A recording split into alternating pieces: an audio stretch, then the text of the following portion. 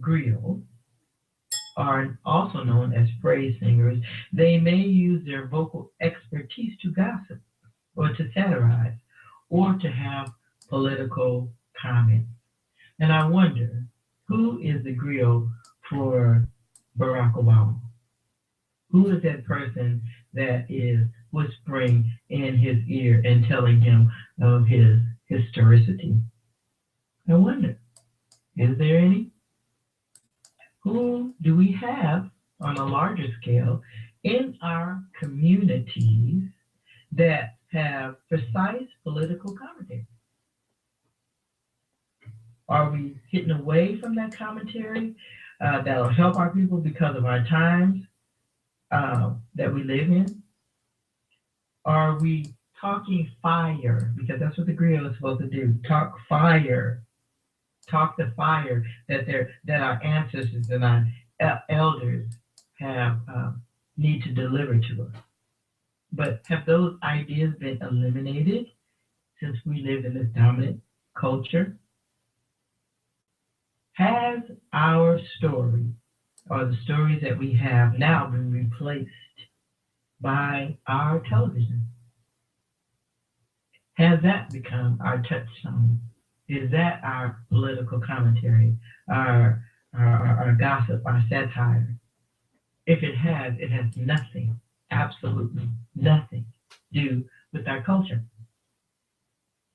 Griots were present in the Mandi people. Those are the Andina, the Malika, the Bambara, the Fula, the Hausa, the Songhai, the Wolof, the Mosi, the Mauritanians.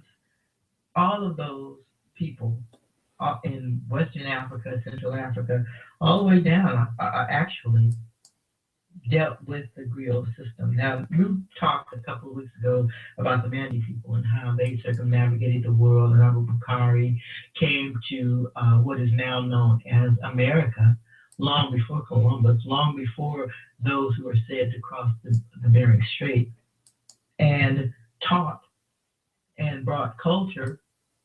We talked about him. We talked about those expeditions. So even the so-called indigenous people here have a tradition of storytelling. Let's not forget the Mandi people. Let's not forget them because they're important.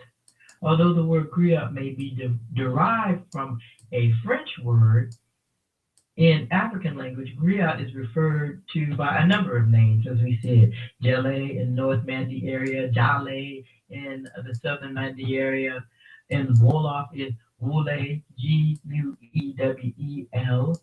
Gualo in the Fulanis called Gualo. The griot form is a let me see if I can say this, endogamous caste. In other words, they marry within themselves.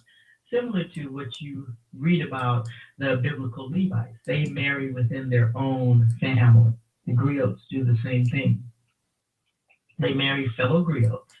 And those who are not griots cannot perform the task. So you have to be born into the family and you have to keep the tradition going. Because you got to remember. You have to have the heart to remember, not tell a story halfway. This is true for the priestcraft in Egypt that later passed their traditions down to the biblical Hebrews. When this form of communication was brought to Europe by Africans, as we said, it was called bardism. And Shakespeare, William Shakespeare, the noted European writer, if he lived or not, was called a bard. Originally a specific class of poets, contrasting with another class known as Fali in Ireland and Highland, Scotland. With the decline of the living bardic traditions in the modern period, the term bard acquired a generic meaning as a author, singer, narrator, comparable with the terms in other cultures. And one of those was a griot. Another word that we use that had a negative connotation was a minstrel. minstrelsism was big in the United States, and it was always a white man in a black face telling a story. Well, they got that from somewhere. They were making fun of our culture. So a form of griotism now we could also say was a rapper. He's telling a story. May not be a story we want to hear, but he's telling a story. She's telling a story nonetheless. Unfortunately, as I said, television, social media, and the like has replaced the position of the griot, and from it, we have absorbed and incorporated the stories of others. But in many cases, they have also absorbed our stories, but have changed it to fit a European appetite. The stories, as we found out from talking to Dr. Hotep a couple of weeks ago, the stories of the Hobbit, Hercules, Zeus, and the Pantheon, Pandora, Snow White, the Seven Dwarfs, the Red Riding Hood, and others were co-opted from the African tradition, Europeanized by the Brothers Grimm and Walt Disney and other European storytellers. Now, maternal grandmother was a teacher. The mother of 8 children. My mother was a storyteller, and her mother and her mother's mother was also a storyteller. My mother was a mother of 6. And at our last family reunion, I found in talking to cousins that I hadn't talked to in years since we were kids, that many of us were writers and poets and storytellers and orators. As a child, I recall many stories my mother recounted from the classics, but they always had a little black spin to it, from ghost stories or stories that we told around the fire when we went camping. They always had a moral ending. They always had a moral flavor to it, and that is purely of African origin because we're the mothers and the fathers of the world.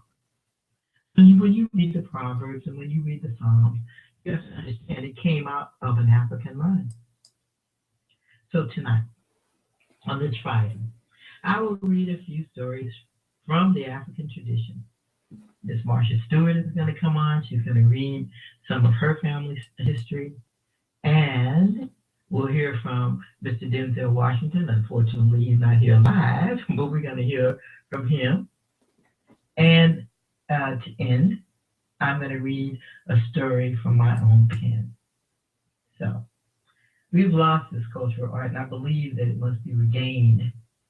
Mother must tell the moral stories to uplift her children.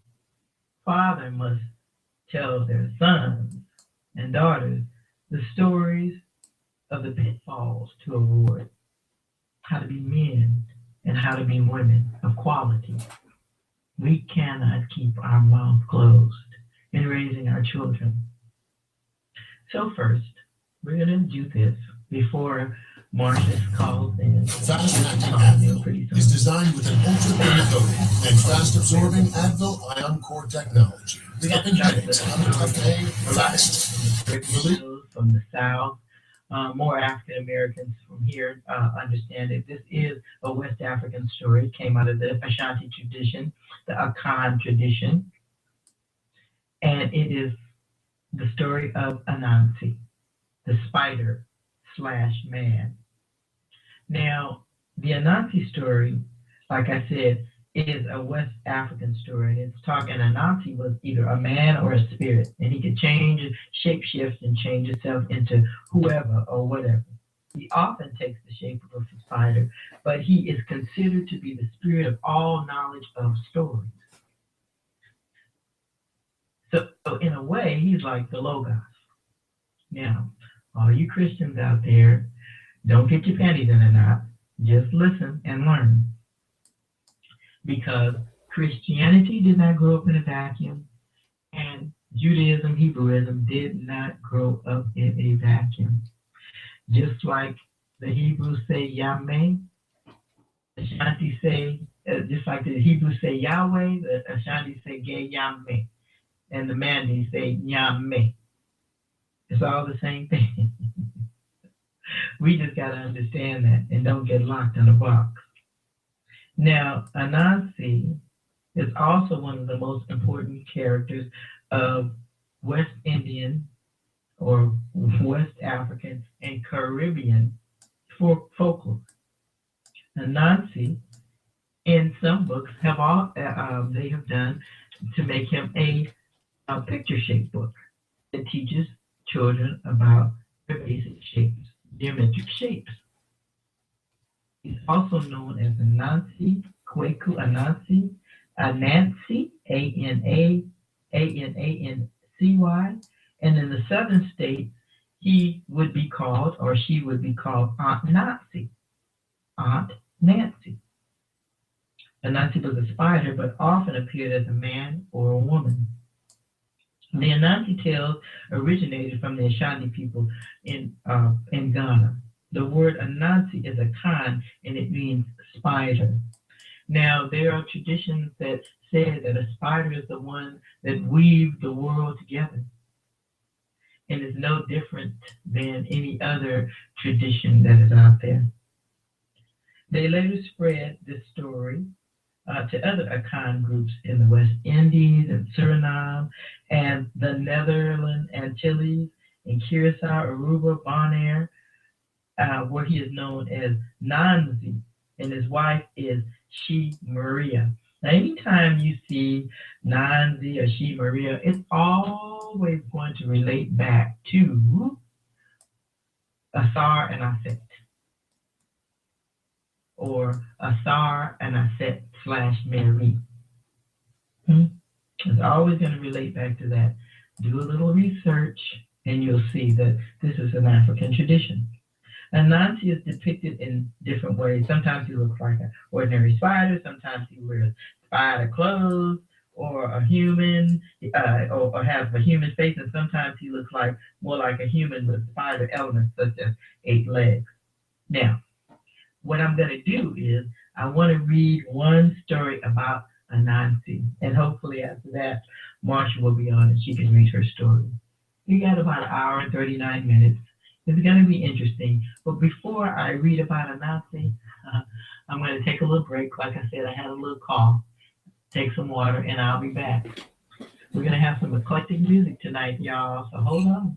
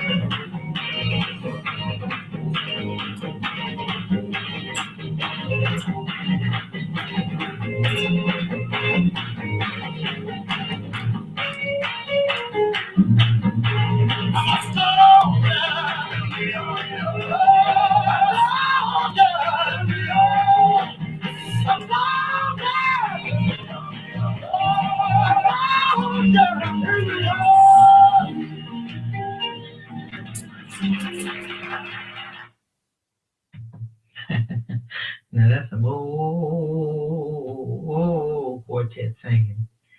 This is, I was just thinking, brought to you by the Caribbean Radio Show. I am your host, Sister Ikua, and we are here talking about storytelling and the necessity of storytelling within the Black cultural dynamic. It is important. We should not let other people's stories take precedent over ours. We should not believe that other people's stories are more important than ours. Now, as we were talking about Anansi, and Anansi is a story about a spider man, and I'm going to read, and like I said, after every African story, there is always a moral. So listen up so you can try to figure out what the moral is. Now, you're going to hear a couple of terms like Yahweh, and that is another term for God, and not unlike Yahweh, which is a term for God in the Hebrew tradition. So, here we go. Once there were no stories in the world.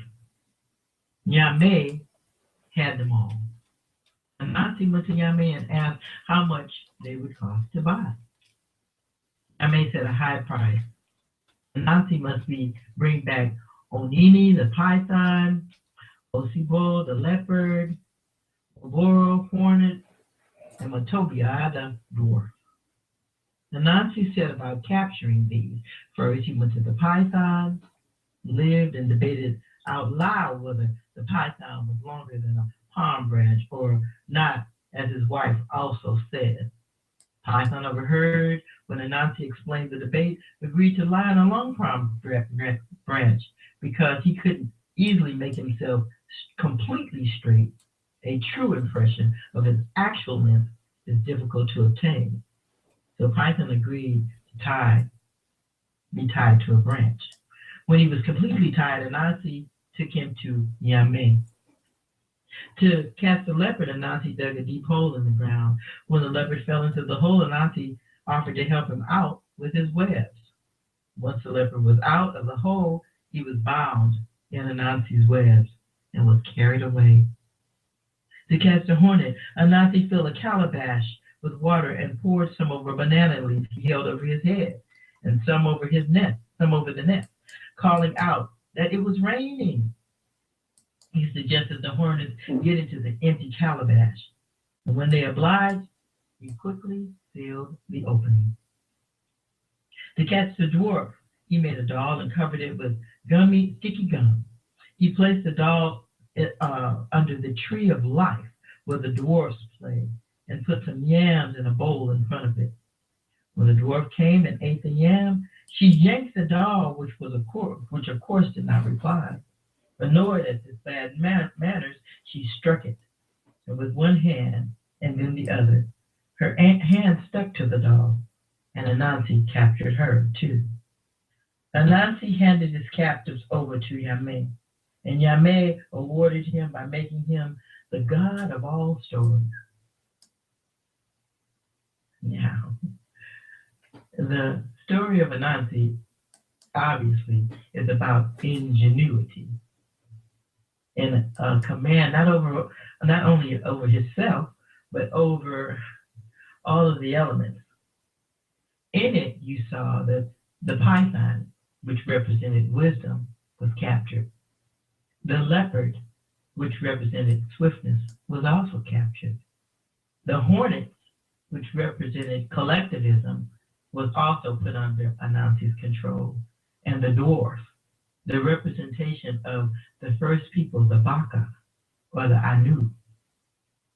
And the yam was always a representation of man. So Anansi was in control of wisdom, swiftness, collectivism, and community. It was he who became the controller of man. So therefore, he could be the spokesperson for God or Yahweh. Now, like I said, there's always a story with a moral.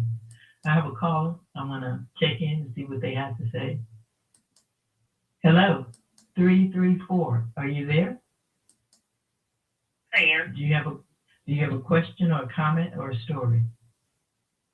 Oh, no, no, no. I'm just listening in. Okay, I'm gonna put you on hold then. Thank you. Keep holding and keep listening.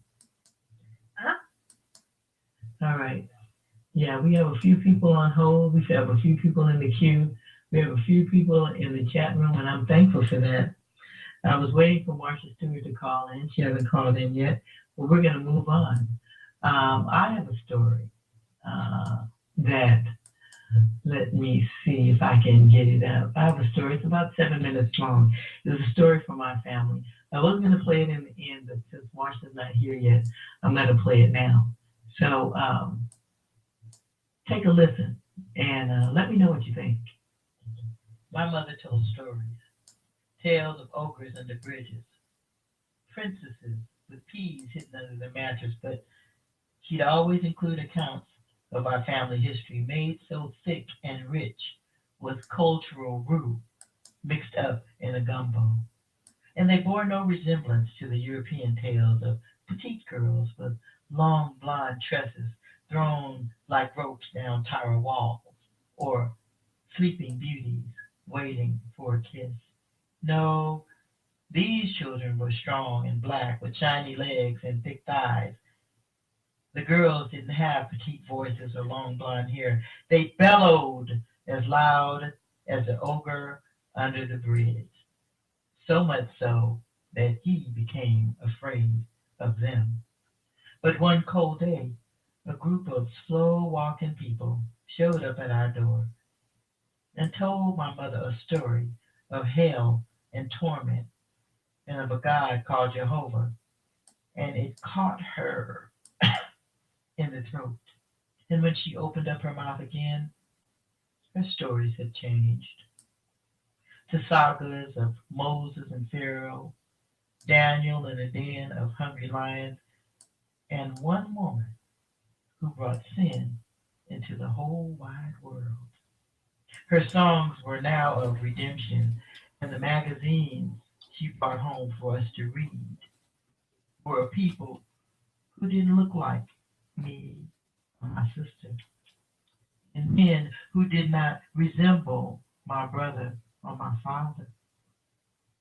At first, our father growled like an ogre under the bridge, but years passed, and he grew quiet, and the fumes of his displeasure turned into indigestion and resignation.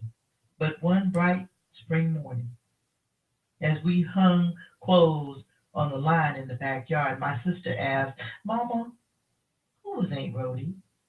As if a clear wind came up from her feet, our mother began to tell the story of the fabled Aunt Rhody and her old gray goose that died. Mama seemed pleased with the story and began to tell us about her mother and her father until all the clothes we had washed hung on the line like obedient soldiers.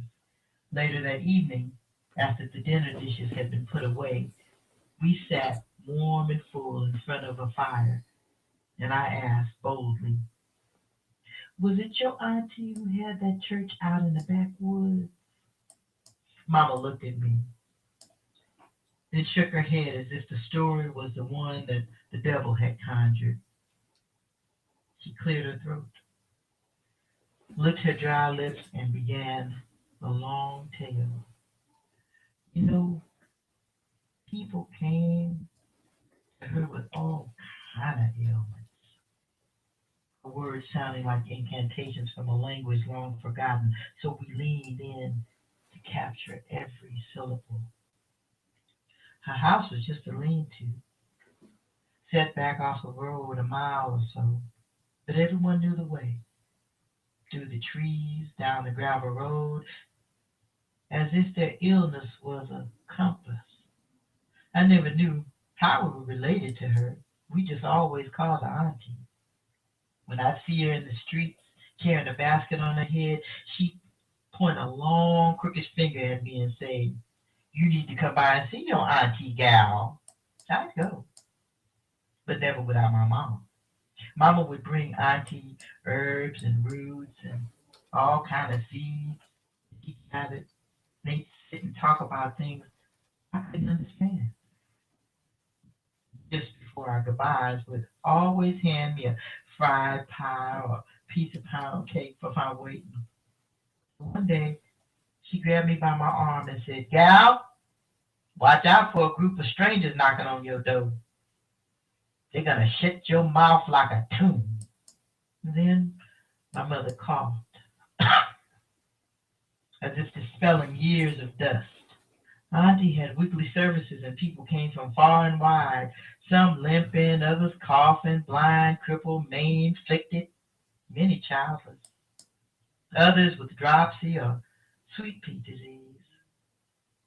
Some just come to look, while others carried their loved ones in.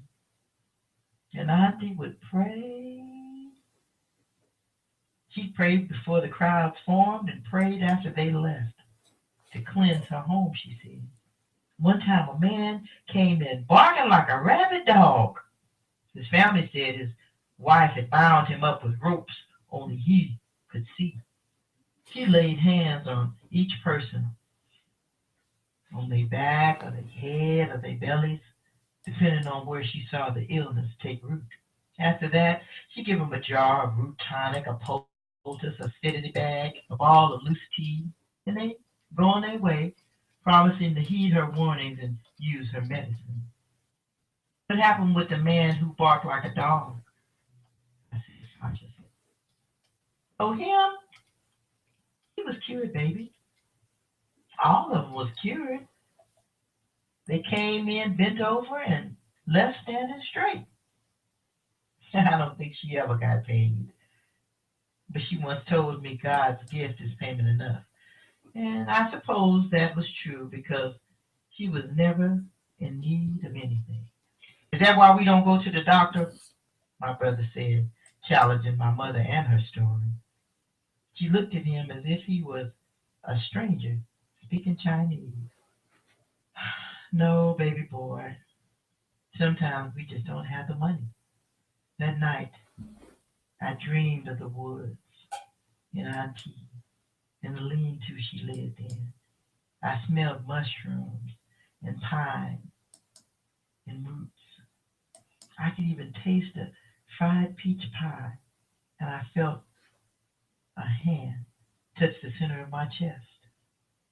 I woke, wondering why my mother didn't heed her auntie's warning. Never answer the door to a group of strangers.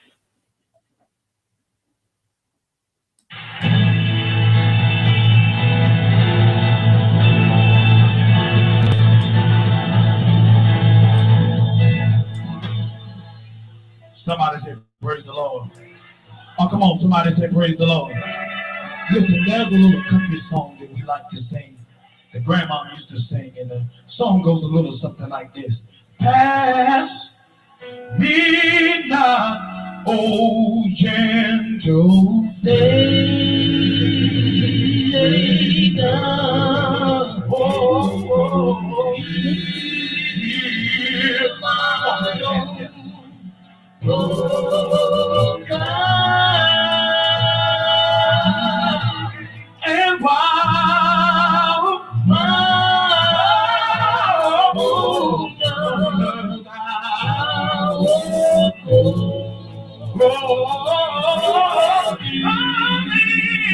Mr.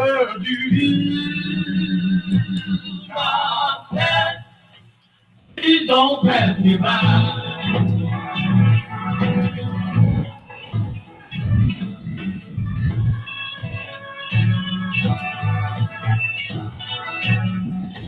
Let me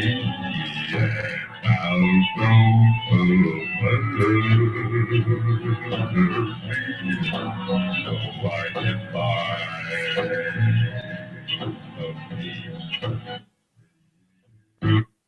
I hope you're enjoying the show.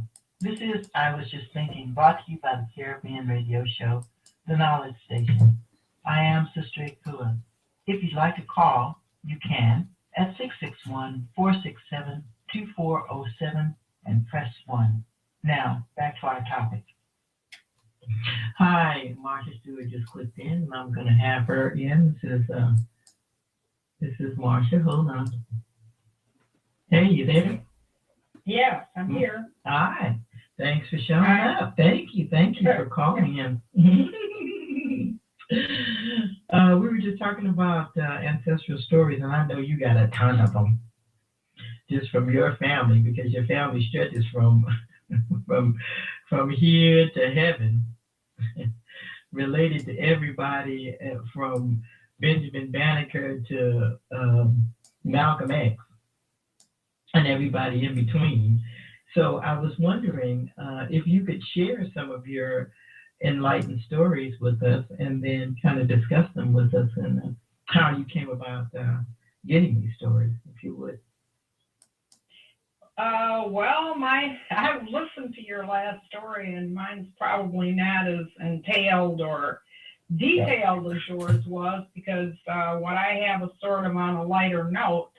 But the stories that we have are published in a book called Journey to Michigan, because a lot of my ancestors came from Ohio to Michigan, and what happened is, what we were told is that a lot of these ancestors were actually children of the masters of Virginia, and they brought their children to Ohio so they would not be enslaved, and they went to a place called Payne's Crossing, which was right across the Ohio border.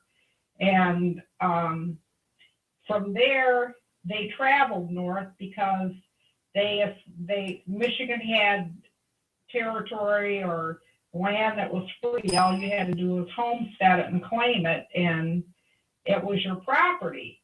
Whereas I had other ancestors that came through the underground, and they went to Canada, settled in Canada, and then went north. But the story that I have that I'm about to read is from my grandmother's people from Ohio, and it's sort of a lighter note than probably what you had, but this took place in Michigan. So I'll start it. I don't know if it's going to have the inflection you had, because you had all the Marsha, you're going to be you know it. Everybody got like you were reading poetry or something. But anyway, well, everybody got a different way. Go ahead. Okay, here's the first story. Okay, Emma, which is my grandmother, said that back in 1862, when they arrived in Remus, and Remus is in the central part of Michigan, even though he was not a giant of a man, he was known for his strength. His grandson, Oscar Norman, tells that his grandfather could stand in a bushel measure and pick up a 2-bushel sack of wheat with his teeth and swing it on his shoulders without touching the back of his hands. That's right, Emma said. I've seen him do it many times. And the last time he did it, he was 60 years old. He got a kink in his neck and never tried it again either. During those pioneer days, countless contests of strength were used as means of entertainment to the community, as well as symbols of status. A contest went on for years between Joe Dow and Joe Lett. A mammoth stone stood beside one of the much-used byways. When either of the men passed the stone, he stopped, got out of his wagon, picked up the stone, and moved it to the other side of the road. Passers-by could tell which of the two had gone by last by the stone's position on the left or right-hand side of the road. Only one other person ever challenged the strength of these two men, and that was a woman. Mattie Scott showed both of them one day that she too could pick up the stone. Spectators watched her pick it up, carry it across the road, and put it down. All of the air went out of both Dow and Joe's egos. That's the end of the story. But anyway, I think the moral of this story is don't judge people by the way they look. Another moral could be motivation. Another moral could be determination and persistence. Believe in yourself and honor women. Because this woman showed them who was in charge. Now, see, I love that story. I love that story because it's not how we tell it, it's that we do tell it. We have so many stories about our family that we need to pass on to our children. That's a wonderful story. Do you happen to have another one? I have another. I have many. Okay, this is the next story. I don't think it's as colorful as yours, though, but anyway, I'll read it. I'll read it. Okay, here's the next story. Others referred to them as gifted people who were prophets and prophesiers in the church. A prophet is a person who has directly encountered God. I knew Grandpa Todd was a prophet because he could stop blood. He would say a verse out of the Bible, and if somebody was bleeding profusely, it would stop. He said, those who are not prophets must commit themselves to the divinely inspired word as an act of faith to have my powers. I can stop blood, he said. He continued. An old man just about ready to leave this earth named Charlie Barr gave me the prayer. He lost his power right after. I seen him use it on a horse bursting with blood. He dried her up without touching her. Amos Cross's horse was bleeding bad. Arthur Cross came to me and asked for the verse. When I heard about it, I asked for a Bible and went out to see the horse. A young fellow out there was laughing when he seen me come with the Bible. He asked me if I wanted the horse, and I said no. He stopped laughing when the blood stopped running. Joe Hiles came out to my place one day, 6 miles from Remus, to get a doctor for his nephew. I was the only one around who had a car. His nephew had the measles and was bleeding to death. I told him, no, if this boy is bleeding like you said, he'll be dead before we can get him to the doctor. I asked Joe his nephew's name and treated him. Then we drove out there pretty near a mile. I repeated the verse over and over. The boy was lying in bed with a bunch of rags on his chest, but he wasn't bleeding no more. We asked Joe's sister when the blood stopped. She said, just about the time you got out to our place. You can say anything you want, but slaves use these methods to ward off the slave master's evil deeds.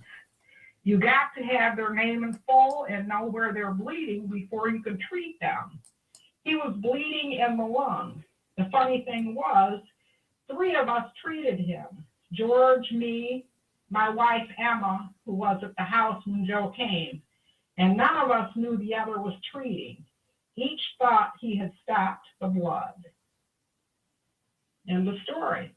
I think the moral of this story is faith, to honor God, and to help your fellow man. Yeah, I think so too. I think so too. But see, it's good that they wrote those things down because you can see the strength and the character of the people that had to endure all of those things. You know, it's sometimes what we do is, and I often say this to myself because I have, my home is filled, my stairwell is filled with pictures of my elders and ancestors, and some I knew, some I didn't know. But I'll stand in the stairwell and just stare at them and say, who are you? Who were you? Who were you? What did you do? What was your mind like? What did you love? What did you dislike? Who did you love? You know, what was your story? And without those stories like you just recounted and the stories that I know about my childhood, those pictures will just be two-dimensional. We want to be able to bring the ancestors forward, bring our elders forward, because the stories that they have can apply to us today. the fact that your relative they knew he was a healer and that he can, like the Bible says, say to the blood, live, and it lives. And what that means when they say to the blood, live, it means that all of the clotting factors that are supposed to be in the blood will be activated, and therefore the blood will stop running. If he can do that, I mean, my God, there may be doctors in your families and nurses in your family that have the same capability, because we think that those things do not exist, that we call them miracles, but I think a miracle is in everyone's hand. A miracle is just a God acting through you. So to know that that's true, and to report that to your grandkids and all that kind of stuff, I think that is a wonderful thing, and it's going to spark something in it. Yeah. So, you got another one? Yeah. Oh, yeah, I have more, but to add to what you were saying, I think also my grandmother was a midwife. There were no doctors in those days, and I can remember my husband talking about being in Louisiana where there were no doctors. They would just go out in the woods and dig up roots and treat with that. So there were a lot of things that, they did without the help of medical doctors, because there was no such thing. And they probably, and I also remember too, that some of the veterinary doctors, the doctors that treated the animals, because my relatives had horses and cows, they owned farms. And the same doctors that treated the animals treated the people. So, the doctors that they did have, back in the day probably treated everybody, including animals and people. Yeah, they had to. They had no other choice. You had to go where your skill lies. And like you were saying, my family has a history of teas and roots and all that kind of stuff that I remember.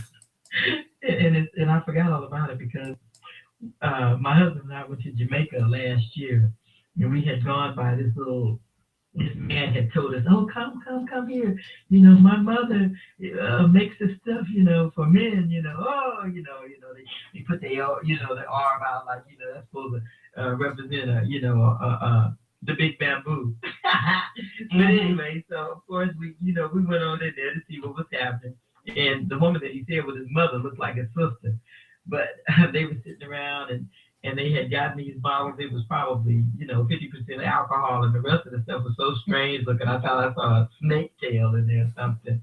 But, my husband went and bought it. If you still got it in the refrigerator, he takes a swig every once in a while. I don't know if it does any good, but it might just be a placebo. But we always had a history of taking tonics and this and that, because we didn't, like my mother told my brother in that story, all the time, you don't have money. You don't have money to go to the doctor. You have to find your own way. You got to wrap your own self up and stop the bleeding. Mm-hmm. Well, every fall, we were forced to drink sassafras tea. My father would always go to the Native Americans, and they would give him sassafras tea, and they would boil those roots, and we'd have to drink the tea. And they said it was natural.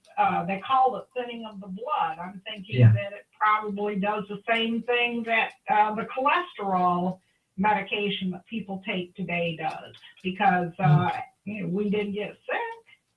And they always had tonics and things that we took for laxatives and everything else. We didn't have all this modern stuff that you go to. We didn't have a CVS or a Walgreens or a Rite Aid or whatever else they have, today.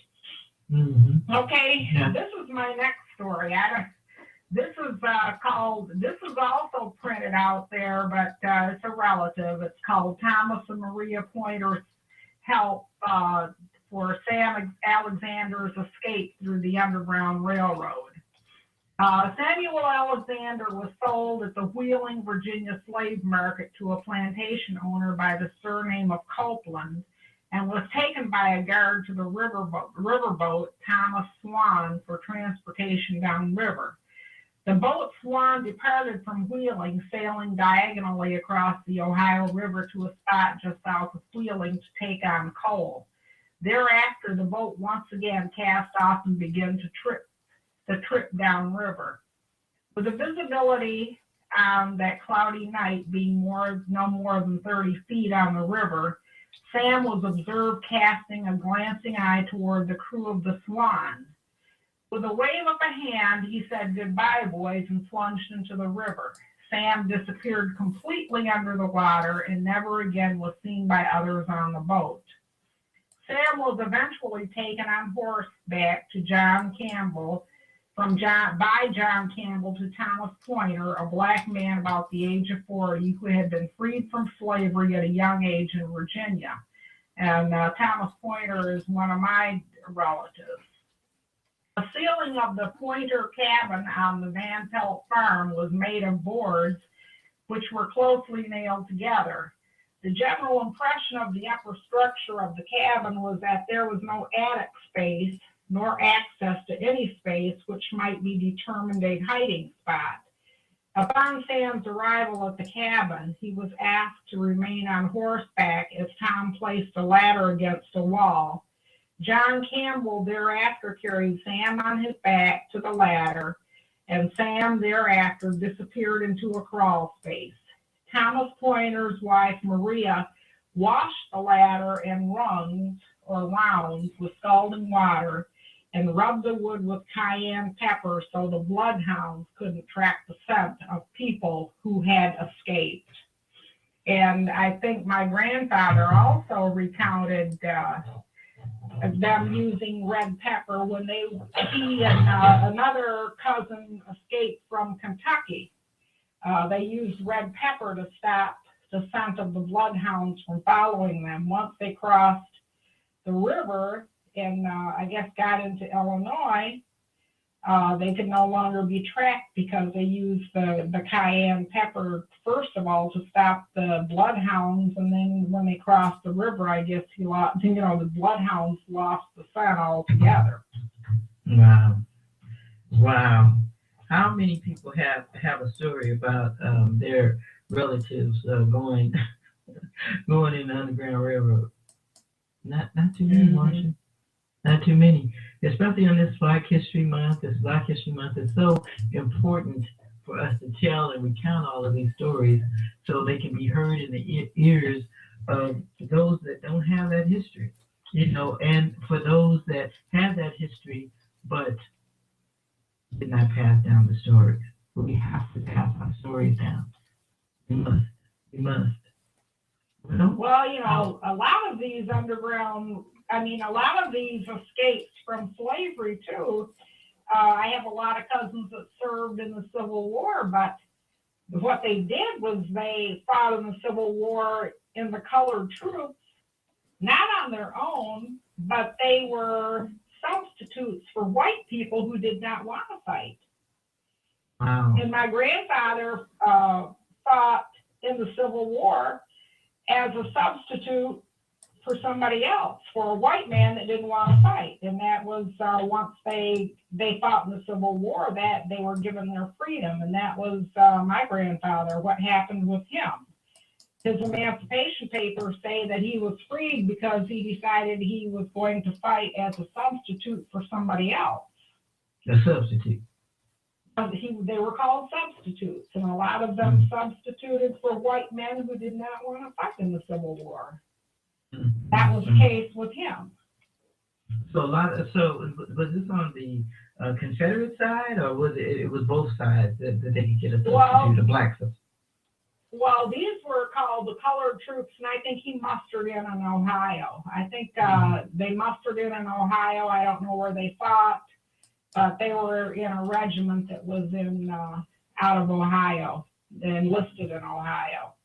He fought as a substitute for a white person, for a white man. And then after the Civil War, he was given his emancipation. Well, Marsha, I'm going to have you hold on because I'm going to come back to you. We're going to take a little Jill Scott break. Hold on because I'm going to get back with you. Okay, and we're going to play this as a little bit of inspiration for us all. But it goes like this. Oh, children, please write. Paste your thoughts on our thoughts for a while. Because folks get mazed in the selling and buying of things, and one fine day they find they've forgotten how to cry, and marked absent when it's time to smile. You miss the whole damn point. And love is meant to be excessively praised and hurts her to be forgiven, understood, so that moving on can be a forward movement, and the end result is just good. Right, children, right. Let the words be purged from your souls high and your guttural deep. Be not afraid, because humanity needs reminding. Real living is in the nows, and there is much to be touched and much more to be seen. Investigate the alls of everything. Right, baby, because I was born a day or two after you, and the prescription in my glass has changed 1,000 times. I need your fresh, your sublime fascination. I need your eyes. Write for me, love, please. Not a performance piece. Actors act, but you are a poet. You write poetry. The dancing of words, the fly in the soup, the pain in the piece. You explore the life, the things on the things. Elders' fingers, ugly ways, bugs on wings, the reasons the dancers dance, the reasons the singers sing. Write, children. Write.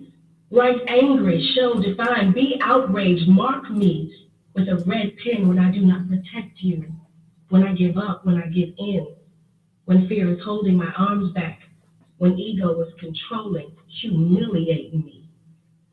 Make me go inside myself to straighten up, wash, and do some ironing. Right, children. Be my superhero poet. Wear your cape. Inside the diamond on your chest, a large capital P. Languish in the power of words. Tell the stories. Touch. Reach. Fly over the lies and confusion of the times. Save me. Right, children. Right.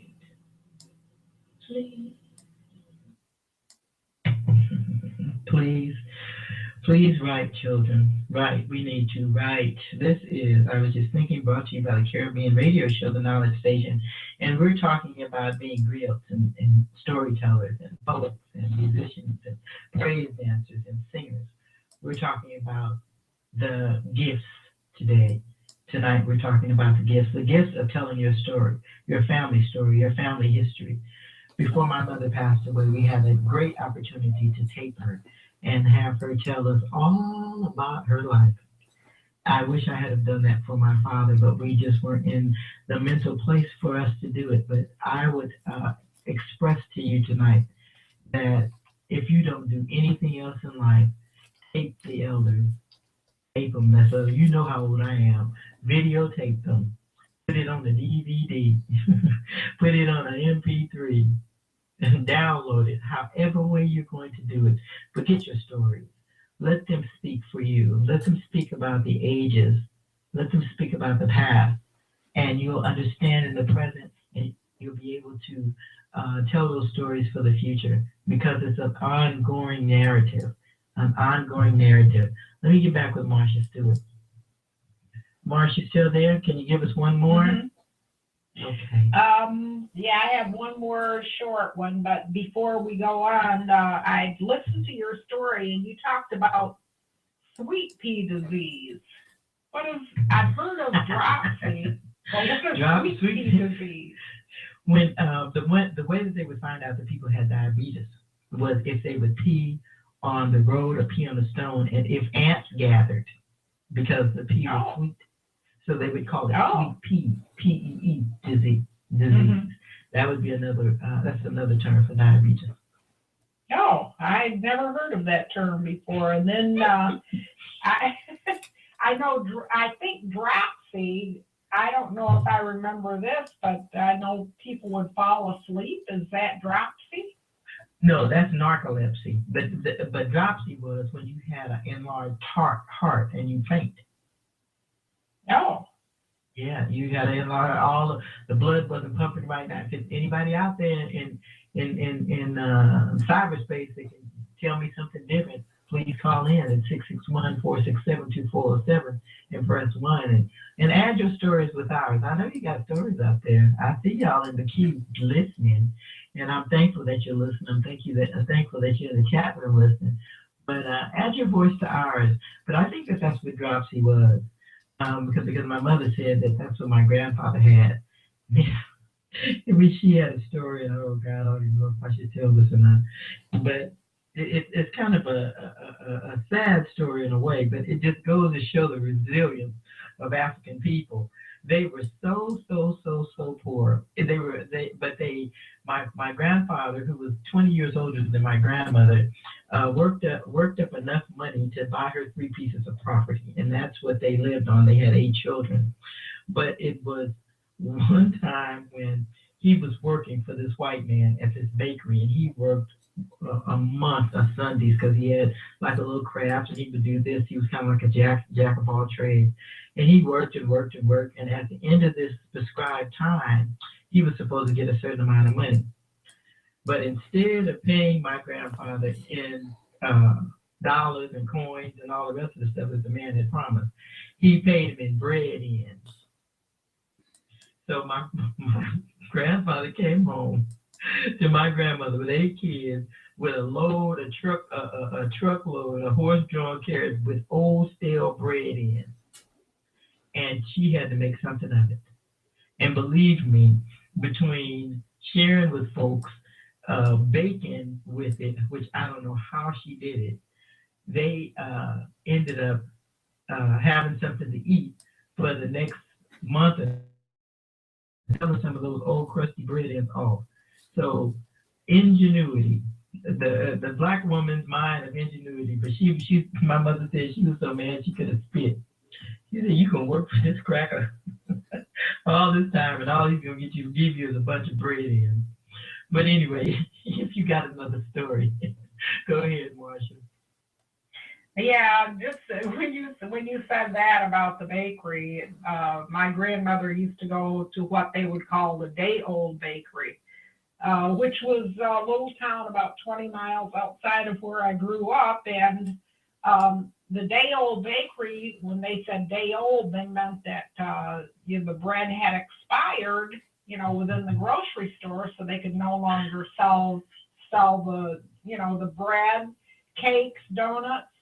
But my grandmother would go to this bakery, this day-old bakery, and she bought all of these cakes and bread and donuts and brought all the stuff back. And she had what people would have now. I mean, nowadays people don't have them, but they're called deep freezers, a large freezer. And a lot of people don't even have those. But she put everything in the deep freezer, but we could hardly wait to go to her house after she had come from that day-old bakery, because we were used to everything being homemade. You couldn't get anything from a bakery, so we would get the cakes with the caramel frosting, and we had cakes with a white frosting we called wedding cake frosting. I mean, it was the best stuff that we had ever had. And it was from the day-old bakery. In the deep freeze. In the deep freeze. But you know what? Sometimes, necessity is the mother of invention. And also, I think because we can purchase so many things now that we have this, more than a few people have income, or they don't have. I ran into people, I just got to say this, and I'm going to let you tell your story, but I ran into a group of young sisters that didn't know how to cut up a chicken. I had never run into that in my life. They didn't know how to take a whole chicken and break it down. They were used to getting the chicken breast and the legs, and and doing all they thing and going on YouTube and trying to figure out how to cook it. And said, well, what has happened to us? What has happened to us that we don't know how to break down the chicken?